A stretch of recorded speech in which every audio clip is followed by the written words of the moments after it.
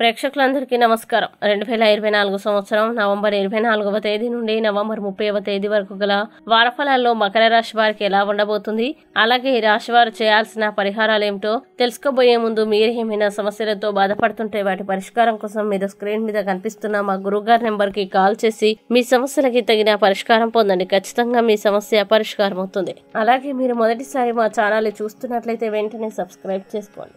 ఇక పూర్తి వివరాల్లోకి వెళ్తే మకర రాశి వారికి ఈ వారం శని 2వ ఇంట్లో ఉండడం వల్ల ఈ వారం అనేక ప్రతికూల పరిస్థితులు ఎదురవనున్నాయి. అనేక భయాలు ఉన్నాయి. ఇక్కడ మీకు ఆకస్మిక ఆర్థిక సహాయం అవసరం. అలాగే ఈ వారం ప్రత్యేక శ్రద్ధతో డ్రైవ్ చేయండి. ముఖ్యంగా మీ కళ్ళు మరియు చెవుల్ని తెరిచి ఉంచండి. అలాగే ఈ వారం మీరు డబ్బుని కోల్పోవచ్చు. కావున ఇప్పటి వరకు అనవసరంగా ఖర్చుల కోసం డబ్బును వృధా చేస్తున్న వ్యక్తులు వారు ఇప్పుడు జీవితంలో డబ్బు యొక్క నిజమైన ప్రాముఖ్యతని అర్థం చేసుకోవచ్చు. ఇంకా మీకు అకస్మాత్తుగా ఆర్థిక సహాయం అవసరం ఈ వారం ఎలాంటి అనేక పరిస్థితులు తలెత్తుతాయనే భయాలు ఉన్నాయి. కానీ ఈ సమయంలో మీకు తగినంత డబ్బు ఉండదు, ఎందుకంటే మీరు ఇప్పటికే ఖర్చు చేసి ఉండాలి. అలాగే ఈ వారం మీరు కుటుంబ సంబంధంలో వచ్చే అన్ని రకాల సమస్యల్ని అధిగమించగలుగుతారు. దీనివల్ల కుటుంబ సభ్యుల్లో సోదరభావం పెరుగుతుందని అనేక పరిస్థితులు తలెత్తుతాయి. అందువల్ల ఈ సమయంలో మీరు ఇంటి పనుల్లో పాల్గొనడం ద్వారా ఇంటి మహిళలకి సహాయం చేయడం అవసరం. ఇంకా ఈ వారం మీరు చేసిన మునపటి పెట్టుబడులని బలోపేతం చేయడానికి మీ భవిష్యత్తు కోసం సరైన ప్రణాళికలు మరియు వ్యూహాల్ని రూపొందించడంలో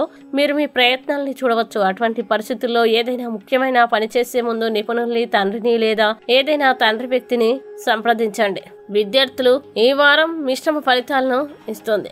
అయితే చాలా వరకు సాధారణం కంటే మెరుగైన సమయం లభించే అవకాశాలు కనిపిస్తాయి. ఈ రాశుల వారు అనేక శుభ అవకాశాలని తెస్తుంది.